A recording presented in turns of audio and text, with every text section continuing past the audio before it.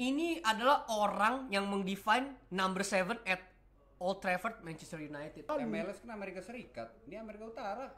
Ini MLS. Ya Amerika Serikat dong. Iya. Kenapa? Anda tadi ngomong Amerika Utara.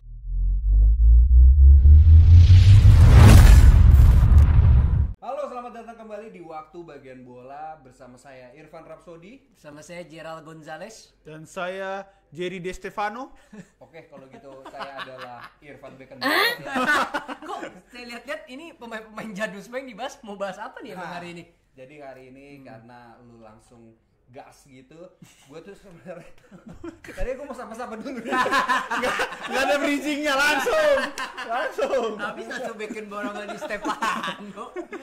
Jadi gue kemarin kan lagi bengong santai terus abis itu gue mikir kira-kira pemain di era ya mungkin 70, 80 atau 60 itu yang capable atau punya apa ya bisa lah main di era sepak bola zaman sekarang tuh kira-kira siapa gitu. Nah, mungkin kan banyak lah pemain-pemain zaman dulu yang sebenarnya tuh jago banget di eranya. Benar. Dan di era sekarang pun menurut gue juga masih bisa nih sebenarnya nih orang main tuh. Bisa gitu. main atau bisa jago juga tuh? Iya bisa main jago, dan bisa jago lagi. Bisa main dan bisa jago. Iya gitu. Dan beberapa pemain juga pasti kita ngelihatnya wah dia mainnya kayak ini nih, kayak ini nih gitu. Bayangin aja permainan dia kayak gini tetapi udah dari tahun 70-an 60-an dia main kayak gitu. Oke. Berarti udah lebih cepat daripada masanya. Iya, iya. gitu. Udah revolusioner. Oke, menarik. Jadi mungkin kita mulai dari gua ya, karena gua yang enggak sih gua biar keren aja. Kalau gua nih ya, siapa kira-kira pemain yang tahun 70-an itu bisa dan bagus untuk bermain di era football zaman sekarang? Ini zaman sekarang tuh anggaplah kayak formasi ini ya apa permainannya PSG atau Barcelona gitu yang pressnya tinggi dan lain-lain gitu kan. Mantap. Itu gua ada Socrates dari Brazil. Anjir. Socrates. Tapi untuk para subscriber dan follower yang nggak tahu Socrates itu siapa sih? Ntar dikira yang Yunani lagi. Socrates ini adalah Filosofer anjir tadi kira. kalau bisa kita tahu semua ada Socrates di Indonesia. Itu pemain futsal. Pemain futsal. Ini adalah Socrates dari Brazil ya, dia adalah pemain tengah. Dia ini pernah main di final Piala Dunia 1978 bersama Zico, kalau lu tahu. Jadi ini emang zaman setelah Pele, ya. Tapi setelah Pele dan jauh sebelum Neymar. Ya pastinya jauh sekali. Bahkan kita pun belum lahir ya. Iya, kita nggak setua itu. Iya. Ada apa permainan dia tuh pemain tengah ya. Dan perawakannya tinggi. Tinggi banget. Jadi tuh lu pemain zaman itu udah tinggi terus celananya pendek kan. Itu kan makin kelihatan kayak pemain basket jatuhnya. Seperti Karim Abdul-Jabbar ya. Seperti Karim Abdul-Jabbar Gede banget tuh badan. Hakim Olajuwon gitu ya. Anjing gede banget anjing. Gede banget tuh badan. Kenapa gue bilang Socrates itu bisa ya bermain di zaman sekarang? Soalnya dia tuh sebagai pemain tengah udah kuat, jago dribbling. Dan kalau sekilas ya gue lihat itu dia seperti Jude Bellingham. Woi. Serius gue, golin bisa, shoot jago, free kick juga jago. Socrates. Sebelum ada Jude, ada Sok. Ada Jude, ada Sok. Panggilannya itu ya. Ya Sok, Bang Sok. Bangsa. Selain itu, Tapi kalau misalkan Socrates tadi, Yap. menurut lu tim yang cocok untuk mengakomodir skillnya dia tuh apa tuh kira-kira kalau di tim modern ini? Main di mana dia cocoknya? Di tim apa? Liga Inggris oke, tapi dengan skill dia Brazil banget skill gitu, set dia. menurut gue di La Liga cocok sih. Misal di Madrid atau di Barcelona menurut gue Cocok juga ya? cocok gitu. kalau misalnya lu sama-sama tadi sama Bung Jut, ya harusnya di Madrid sebagai pengganti Bung Jut cocok tuh ya. Cut kayaknya cocok. Soalnya Cocok dia kan? tuh pemain tengahnya tuh bisa roaming lah. Bisa attacking juga bisa, ngalirin bola juga bisa gitu. Itu berdasarkan highlights dari YouTube. Iya, masa kamu udah nonton dulu? Saya juga kaget saya kalau gitu. Lah, perasaan kita dulu satu SD. tapi menurut lu nih, dulu tuh kan kalau nggak salah gue ya, ini kan Socrates ini angkatan Brazil emas juga, bahkan pernah dibilang lebih baik daripada yang era Pele sebenarnya. Tapi kok bisa nggak menang trofi? Nah, itu. Itu. Kan ada Zico, ada siapa Falcao Ada juga Falcao, ada Mael. Bukan. Ada siapa Inho kan pasti gitu kan. Iya lah. Info. Info lain-lainnya. Kalau berdasarkan Piala Dunia 78 apa 82 ya? 82 sih. 82 ya? 82 itu kan lawan Italia tuh. Oh. Iya. Itu Itali dengan Italinya- Catenaccio. Iya, dan si Gentilnya itu Gentil ya. itu beneran Zico dimatiin lah sama dia. Itu dengan sepak bola Italia saat itu yang mungkin pelanggaran yang keras gimana juga paling kuning. Iya. Mungkin ya zaman dulu gitu. Lebih longgar untuk kartu merah ya. Iya. Mungkin kalau kenapa nggak juara banyak faktor ya, gue nggak terlalu mendalami, tapi gue kalau secara skill dan permainan Socrates kayaknya masih bisa lah. Bisa lah ya. Tapi ini menanggapi pernyataan dari Bung Gerald Gonzalez bahwa kalau misalnya tim yang udah diunggulkan atau dianggap emas biasanya itu emang nggak sampai ke titik puncaknya gitu loh. Banyak yang kita lihat kan, contohnya dari yang baru-baru ini Belgia zaman Eden Hazard. Iya. Itu udah kita prediksi dia akan berbicara banyak ya, walaupun tetap dia sampai peringkat 4 ya Iya. di Piala Dunia. Ya yang kita harapkan dia menjadi finalis kan juga nggak sampai. Karena kadang tak selalu yang berkilau itu indah. Iya. Konten Anda itu kayak. Kamu pikir saya tidak nonton. Dan yang berkilau itu tidak selalu. Dan yang berkilau itu tidak selalu indah. Iya. Kok dibalik ya Beckham lagi? Gak jelas. Coba iya. Gak jelas. Tapi orang udah, wah menarik nih kontennya pas denger gue ngomong itu langsung di pause kagak jadi nonton deh. Oke, kalau menurut gue ya, kan kita ada 3 pemain ya masing-masing. Oke, Yang masing-masing pertama kita. kalau gue ada, ini adalah orang yang mendefine number 7 at Old Trafford, Manchester United. Alfredo Di The Stefano. real number 7. Ya kan? Siapa? Siapa? Oh, Alfredo Di Nazikowski. Stefano. Nggak. George Best. George Kayak Best ini Atep. sesuai nama ya, the Atep. best.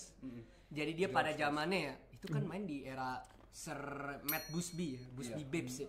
Itu di tahun-tahun udah 50-an 60-an ya. Itu Nah. dia udah bisa dribble yang kita sering lihat kayak sekarang tuh, dribble yang close control, dan yang lebih hebat lagi apa? Sebelum main dia suka mabok dulu tapi permainannya kayak gitu. nah itu. Jago banget tuh berarti kan. Nah itu. Dan finishing kaki kiri dan kaki kanannya hidup. Jadi menurut gua pemain kayak gini mah di era sekarang juga bisa main. Let's say kita taruh ya kan, contohnya prototipe adalah Cristiano Ronaldo 7. Nah, itu kan meniru dari George Best 7. Iya, pasti. Makanya kenapa nomor 7 sakral di MU. Jadi menurut gua George Best ini cocok main di EPL menurut gua kalau di era sekarang yang permainannya cepat dan juga masih bisa mengandalkan flair juga ya. Jadi menurut gua cocok banget sih nih kalau di MU ini George Best main lagi di era sekarang menggantikan sayap-sayap yang menurut gua cuma gajinya aja gede tapi permainannya nihil. Kayak- Menggantikan sayap-sayap yang patah ya. Iya, sayap-sayap yang bener sayap Benar yang kan? patah. Iya bener sih. Dan dia tapi tadi tatapannya intimidatif loh. Nah, yang kedua juga kan lu bilang kan dia jago walaupun sebelum permainan dia mabuk. Mungkin dia jago tuh selain skillnya, dalam keadaan high-nya itu yang bikin dia jadi tenang. Iya kali. Tapi nggak boleh fitnah, itu adalah fitnah. Kan dia bilang tadi. Kita nggak tahu dia udah rada kan dia tapi bilang. emang George Best kalau gue lihat highlightnya sih dia gila, dribblenya Bos. gila banget Gacor sih. banget, Bos. Cepet Dan ya. menurut gue ini pada zaman itu ya emang bakat sih. Talent bro. Talent dia. talent. Talent gitu. Talent aja. Ya, Hampir mungkin dia rata-rata. apa jadi waktu masih mudanya dia biasa aja main-main bola biasa terus bekerja keras dan lain-lain terus jadi kayak jago banget sih kayaknya era zaman dulu sih Masih belum susah ya. sih ya. Susah menurut gua. Iya. Karena dia gini ya, maksudnya pada saat itu dia mau look up ke siapa gitu. Iya. Tahun 50-an 60-an lah. Mau ngeliat siapa yang dribble kayak dia, itu emang beneran pure Iya. talent. Makanya Talent. pemain-pemain kayak CR ya look up-nya ya ke dia karena Iya, kan pasti. wah Juk dribble jago banget. Udah ada contohnya. Iya, Iya, makanya apalagi pemain akademi MU pasti diceritainnya ini dulu kita play Iya. George Best. Wah, Iya. iya. Pasti sampai sekarang kan bahkan kan. Iya. diceritain terus nih. Pemain yang mau gue bahas itu Eusebio. Eusebio. Eusebio, Portugal. legenda de Portugale. Ini the Black Panther julukannya. Iya, Mantap. emang cocok sebagai Black Panther karena Iya. permainan dia itu mengalahkan kecepatan. Begini dia golin. Iya, iya, enggak. Wakanda forever langsung teriak gitu ya pas golin ya. Lu tau gak gocekan CR gak sih yang ditendang bolanya ke samping terus dikejar bolanya? Nah, kayak gitu Gara-gara juga. Terence Puhiri gitu. Tapi kalau tenis puri kan bukan di oper dikit ya, ditendang. Iya. Baru di sprint. Nah, kalau ini dikit aja. Nah, gaya-gaya permainan kecepatan kayak gitu emang permainan ciri khasnya dari Eusebio. Makanya dia bisa mencetak sekitar 300 gol di Benfica. Buset. Nah, dan dia nih, menurut gua ya, dia kan main di era tahun 60-an. 60-an di zaman bapak mak gue baru lahir. Dan dia dapat FIFA Ballon d'Or-nya tahun 65 di klub Benfica. Dia juga setelah dari Benfica dia menjadi menurut gue pelopor yang main di MLS. Karena dia langsung merantau ke Amerika Utara. Jadi sebelum viral-viralnya MLS Inter Miami yang sekarang-sekarang, dia udah pelopornya di 60 tahun yang lalu. MLS kan Amerika Serikat, ini Amerika Utara. Dia MLS. Ya Amerika Serikat dong. Iya. Kenapa? Anda tadi ngomong Amerika Utara. Kan Amerika Utara bisa ke Kanada. Kanada aja mainnya ke MLS, Bang. Iya. Ya udah, nggak apa-apa. Nah, itu contoh. Amerika Serikat. Salah nih. Tolong keluarga Eusebio. udah meninggal Keluarga Eusebio. Yusef kan keluarga, ya bener dia. Tapi emang Eusebio ini Portugal pertama yang dapat Ballon d'Or ya. Iya. Ya. Dia- dan dengan kecepatan dia kayak gitu, dia cocok untuk permainan yang sekarang untuk timnya PSG. Sebagai sayap Oh, tuh dia cocok. sayap ya? Iya. Karena dia mengalir kecepatannya itu kan. Dia mencetak gol sampai banyak kayak gitu di Liga Portugal sebagai pemainnya Benfica. Jago sih. Nah, itu menurut gua legend lah ya. Iya. Dia dan dia posisi tertinggi dia ngebawa si Portugal peringkat 3 di Iya, Euro. hebat sih itu. Iya. Ya mungkin sebelum ada Cristiano Ronaldo, Pak Figo ya ikonnya ya. Ikonnya Eusebio. Makanya setelah pensiun pun dia sebagai duta sepak bolanya Portugal gitu Iya, loh. Sampai akhirnya dia pulang ke rumah Tuhan. Iya. Oke, next gue ya. Ya. Mantap Gua sih setuju. itu di back gua Taruh siapa lu? ada Franz Beckenbauer. Buset, pantesan disebut tadi. Der Kaiser. Karena gua one day kalau punya anak harus ada nama Beckenbauer-nya. Oh, gitu. bla bla bla, bla bla bla, Beckenbauer. Bla bla bla Beckenbauer bijaksana. Woi. So, paling ribet di Dukcapil gitu. Panjang bener nama anaknya apa? Itu kalau UN gimana Iya makanya Dia nulisnya panjang banget ya. Beckenbauer. namanya ngeri sih. depannya Z lagi, misalnya Zidane Beckenbauer. Anjir, Ini paling posisinya mau apa? kemana bang? Dia mau Mau paling jadi mungkin tengah apa back ya? paling posisinya jadi Rodri ya, bisa ngatur serangan tapi bertahannya kuat gitu ya. Zidane Kenapa gue Beckenbauer. memilih Franz Beckenbauer? Dia Kenapa? tuh pada saat main kan masih di Jerman Barat ya. Iya. Dia tuh kapten. 2 kali pemegang Ballon d'Or. Gila. Untuk back ya. Iya untuk Gila back. sih. Itu jarang banget. Kayak back pertama deh. Soalnya kan back cuma 2 kan. Ya. Apa Beckenbauer sama Cannavaro doang. Iya. Abis itu juga dia tuh pernah mengantarkan Bayern Munchen beberapa kali lah Juara-juara Liga ya. Jerman. Dan kalau gue nggak salah ya, dia ini orang pertama. Jadi kan Munchen tuh ada 2 apa sebelumnya tuh. Gitu. Nah jadi pas dia masuk Bayern Munchen, dia ditolak sama anggaplah Munchen apa gitu ya. Dia masuk ke Bayern Munchen yang masih cupu nih. Nah dibawalah sama dia jadi Bayern Munchen. Jadi raja Iya, sekarang gitu. yang Bayern membajak Munchen. semua Bayern pemain Munchen. Bundesliga. Franz Beckenbauer. Makanya. Dia pernah bawa Jerman Barat juga juara Euro kalau nggak salah. Juara Piala Dunia juga kok. Piala Dunia juga. Dan dia juga kalau nggak salah pemain dan pelatih yang pernah menjuarai Piala Dunia tuh. Tahun 90 pelatihnya dia soalnya. Oh iya. Pas Jerman juara. Oh iya. Dia Keren, seperti kan? Didier Deschamps ya berarti. Didier Deschamps. Didier Deschamps kan juga di juara di Oh iya. 98 ya. 98 juga. Dan juara di 2018. 2018 sama Prancis ya. Sama seperti itu kira-kira tuh. 20 Mantap sih. tahun kemudian ya. Hebat ya orang-orang kayak jago. gitu langka tuh. Langka. Dan ya tipikal Jerman gitu ya, mainnya tuh strong Ya. gitu. Kali ini gue harus memilih sesama manusia Jerman nih. Oke. Manusia Panzer. Emang gue sangat suka, gue setuju tadi dengan gagasan lu tuh yang bilang kalau Jerman itu punya mental yang berbeda. Emang bener kayaknya tuh kayak apa ya, pantang menyerah, leadership oke. Abis itu yang gue suka adalah mereka itu bermain kolektif ya. Jadi di Jerman memang ada bintang, cuman semua harus main sebagai satu tim atau satu unit. Ini memang sedikit-sedikit terkena ini sih ya, apa namanya, stigma-stigma Hitler lah ya kan ya. The Reich, ya kan? Iya. The Reich kita satu, gitu kan, kita yang terbaik kaum Arya. Ya itu masih lah. Itu sedikit lebih ke fasis ya bang. masih seperti itu ya, iya karena fasis kan makanya kita semua hebat nih. Terlalu ultranasionalis ya. Ya tapi inilah, tapi terlepas dari itu maksudnya kalau kita lihat Jerman juga pas juara 2014 kan kelihatan permainannya kolektif banget. Iya. Lihat aja gol-golnya deh. Nggak ada yang bintang banget gitu nggak ada. Walaupun Gol-golnya, kita tahu semuanya bisa jadi bintang Jago, ya. semua Iya, bisa bintang. bisa Tapi semua itu saat sebenarnya. bermain kalian lihat oh semuanya kok rata ya gitu. Iya. Nah, Nggak ada yang itu. dijagain gitu. Jadi kalau gue harus memilih Lothar Matthäus bro, Lothar ini jago banget Lothar di tahun Matthäus. 80-an dan pernah menang Ballon d'Or di tahun 90 nih.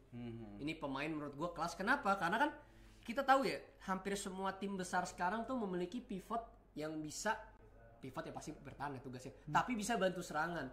let's say Rodri kan bisa bantu serangan, dan kalau buntu bisa melakukan long shoot tuh kadang-kadang. Contoh pas final waktu melawan ini ya apa? Inter Milan. Ya, Inter Milan kan dia yang golin kan. Contoh kalau lagi buntu tuh Rodri deh, udahlah si Haaland anjing ngapain dah, shoot aja udah sama dia. Kemudian juga di tim lain tuh ada juga Moises Caicedo di Chelsea, atau di Arsenal bahkan ada Declan Rice yang walaupun offense-nya nggak sejago itu ya, cuman kan masih bisa lah untuk ngebantu lini depan untuk apa namanya meng-build up play. Kemudian juga hampir di semua tim besar ada sih pemain kayak gitu sih. Even di Barca juga ada ya, ada nama seperti Busquets. Dulu Busquets, mungkin Frankie De Jong ya kalau sekarang kan dia juga kayak gitu bisa ya. Walaupun gue tahu offense-nya nggak sejago ya jago sih playmaking-nya. Iya betul. Nah, Makanya dibeli. iya. Nah, gue butuh tuh pemain menurut gue yang di era modern akan kepake adalah pemain yang seperti ini. Iya. Udah gitu dia juga memiliki long shoot yang bagus ya Mateus, dan defense-nya gila. Sampai Maradona mengakui nih, aduh musuh terberat gue itu adalah Mateus. Lu bayangin Maradona udah ngomong gitu, lu mau membantah nggak lu? Valid udah. Valid. Maradona yang bisa gocek satu kampung, pas ketemu Mateus, lemes deh. Makanya kan Argentina kalah sama Jerman waktu itu di tahun 90 tuh. Iya. Kalau nggak Maradona repeat tuh Piala Dunia. Oh iya. Jadi gitu. Lothar Matthäus ini adalah salah satu pelopor dari buah lontar juga. Iya. Karena Lothar. Gue tadi mau ke sono, Bang. Gue tahan. Tahan ya. Tapi akhirnya ada bibir yang gatal dan bergetar ya. Udah ngomongin aja deh. Nih saking kita tahu mau larinya kemana dibilang itu bola lontar. Ya, dan kalau untuk dia bermain di mana cocoknya untuk saat ini tim yang membutuhkan pivot sehebat itu ya main Munchen sih ya. Iya. Emang lu juga jago di Munchen. Enggak, tapi Munchen sekarang pivot yang kayak gitunya siapa sih? Goretzka mungkin. Menurut gue Goretzka jago, cuman sepertinya kalau ada Mateus akan lebih asik. Iya. Sih menurut gue sih. Mateus jujur masih lebih di atas Goretzka sih secara kualitas ya. Kalau untuk saya sebagai pendukung Madrid, saya akan menyebut ini salah satu legenda dari satu klub. Tadi saya tonton Sir Bobby Charlton ya. Bobby Charlton. Kok Madrid? Iya, saya nyebut saya pendukung Kamu Madrid kan Madrid tadi ngomongin Madrid. Saya sebagai pendukung Madrid, saya menyebutkan klub salah satu Saya klub. kira ngambil dari pemain Madrid. Ngomongin Enggak. dramatis gitu ya. Iya. Saya harus bilang gini. Keren juga lah. Keren juga lu, Jack. Gimmick nih. Kenapa Bobby? Ya, kenapa Bobby Charlton? Gue ngeliat highlightnya ya. Pastinya. Dia nggak punya rambut. Emang iya punya. Iya, maksud gua kan hilang-hilang rambutnya. Iya, ya walaupun dia nggak punya Iya, rambut, kan? ya nggak masalah. Karena dia tuh, gue ngeliat di highlightnya, contohnya dia tuh kayak tipe pemain-pemain kayak Aguero, kayak Falcao gitu loh. Nah, dia walaupun bertubuh kecil tapi kecepatan dan syutingnya tuh bagus, syutingnya kenceng, gila sih. Ya, kenceng syutingnya dari tak menurut gua dia cocok untuk main di sekarang. Dia apa? Iya. Iya kan simple. Dapat bola dipasing. Iya. Bobby Charlton lah, gimana? Ayam gitu ya. Kalau di Inggris orang latap ngomongnya apa ya? Enggak pertanyaan. Oh, iya. Dikit aja coba. Kalau orang Inggris ya chicken. Cikit. Supaya itu diklip dong aja. Kan orang Inggris gagu juga, gagap.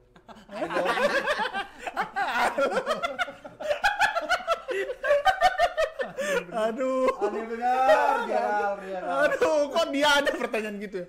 Tapi menurut gua, untuk sampai sekarang dia cocok ya untuk permainan. Dan juga dia cocok untuk memenuhi 4-3-3-nya si Barcelona. Karena Barcelona suka pemain-pemain cepat ya. Dari dulu. Dan si Bobby ini kan salah satu Bobby ini gue Bobby Charlton ini kan salah satu yang selamat di tragedi kecelakaan pesawat itu. Oh iya. Unik. Dan dia juga legenda Inggris, orang bawa Piala Dunia ke Inggris kan? Iya. Nah, sama itu Bobby emang Moore dan kawan-kawan. Dia legenda MU juga. legenda MU juga kan. Bobby ini tapi tidak kasus. Aduh.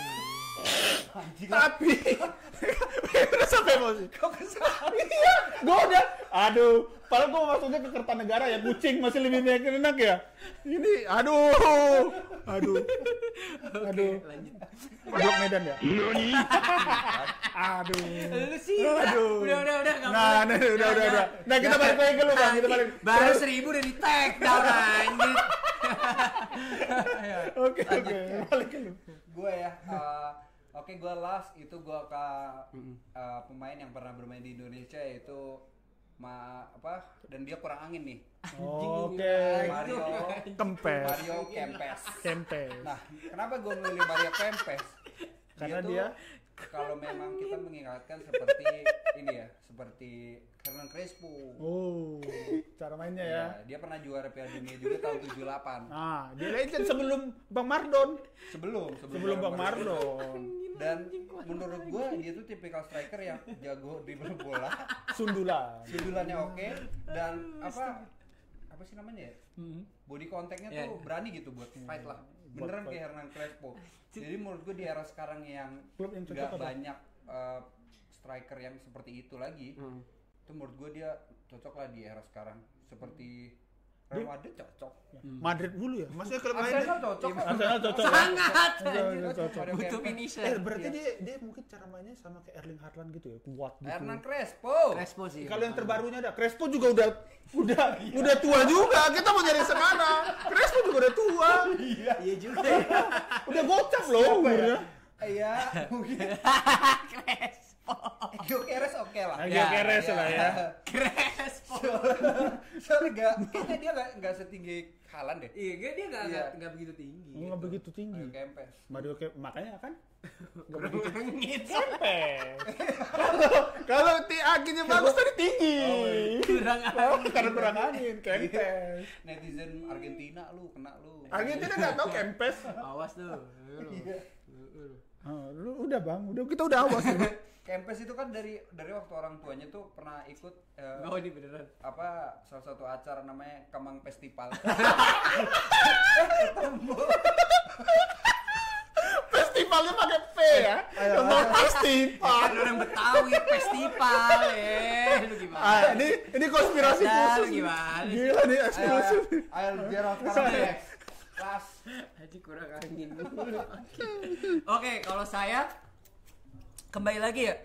Ini di era sekarang kita membutuhkan pemain yang versatile ya, yang bisa main di berbagai posisi karena kan banyak banget terjadi cedera karena kan sekarang pertandingan juga makin banyak ya. Apalagi di tim-tim gede kayak contoh Liga Champions sekarang mainnya lebih banyak ya kan. Sistem grupnya udah beda kan jadinya. Itu membutuhkan pemain yang bisa mengisi kekosongan. Kadang misalkan kalau striker cedera, aduh kadang pusing, anjing siapa yang gue mainin ya. Nah kadang-kadang kan terpaksa pakai pemain yang out of position. Nah makanya kita butuh pemain yang bisa menyesuaikan dengan keadaan dan saat dibutuhkan. Itu adalah orang yang tepat menurut gue adalah Ruud Gullit.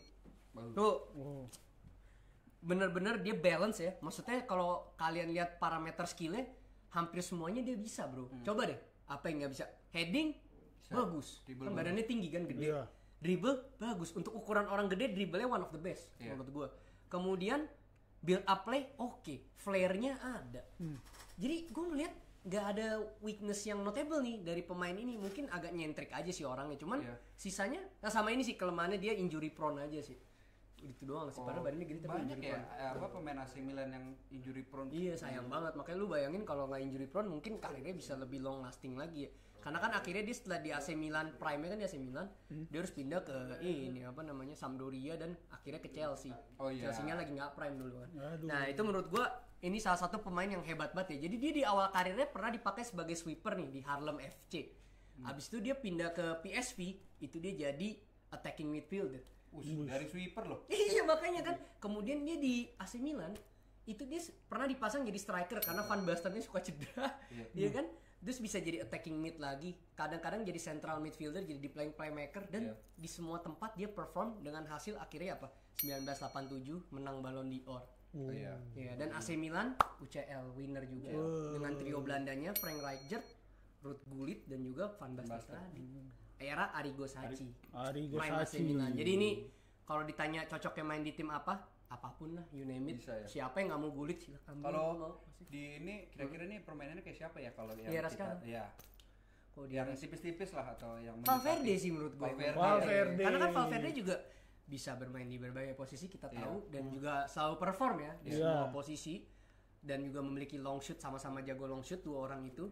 Tapi yang membedakan palingnya Gullit lebih gede aja badannya. Ruud Gullit pernah jadi back sayap. belum pernah tuh. Nah, sama juga Valverde belum pernah jadi striker. Ya, bedanya. Iya, satu sama. Tapi dipasang dimanapun perform ya. Ah, kan? iya. Dong, Valverde mau dipasang jadi bek kanan dewa. Iya. Ditaruh di tengah jago.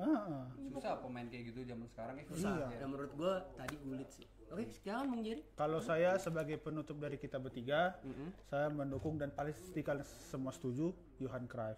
Iyalah. Oh iya, oke lah. Kalau juga kita capek ya, Karena dia apa? Karena ya kita tahu dia bisa mengatur serangan ya. Nah, benar. Untuk permainan sekarang di PSG butuh Vitinha, zaman prime-nya Tiki Taka Barcelona butuh Iniesta, nah, Belanda Total Football butuh Johan Cruyff. Ya. Nah, dan menurut saya dia mau kapanpun juga dengan sehebat itu klub lain juga menganggap dia sebagai dewa lah ya. Dan gue sedikit nambahin ya, maksudnya ini pengakuan dari dulu tim-teammate-nya dan juga di interview ya. Itu dia pas Total Football Belanda, dia ngatur semua teammate-nya harus berdiri di mana dan bergerak kemana bro. Sehebat itu kan. Pemain ya. Iya, makanya kayak Pep kan terinspirasi dari Johan Cruyff kan. Jadi Pep yang ngatur pergerakan pemainnya. Lu kesini, passing ke sini, bikin segitiga. Iya. Nah itu. Karena Pep dilatih oleh Johan Cruyff kan. Itu. Setuju saya.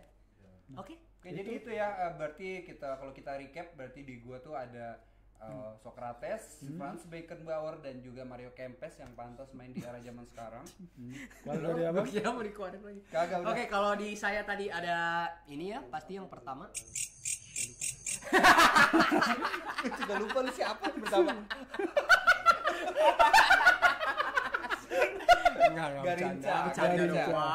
Bercanda. Jadi yang pertama ada George Best. Oh ya, George Best. Gue bercanda doang tadi. George Best karena kan dia tadi hebat sekali di sayap ya, pelopor dari Cristiano Ronaldo dan sayap-sayap lainnya di era sekarang.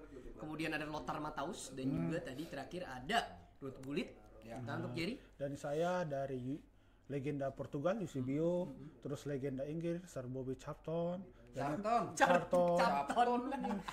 yang ketiga minta maaf. Maaf. Ini pas quiz gitu ya, bener ya. Legenda. Yang ketiga legenda Belanda Johan Cruyff. Semua legenda. Sip. Jadi itu legend-legend yang menurut kita pantas masih bermain ya di era zaman sekarang. Jadi menurut kalian semua siapa kira-kira pemain lawas yang masih pantas untuk bermain di era zaman sekarang? Tulis kolom komentar.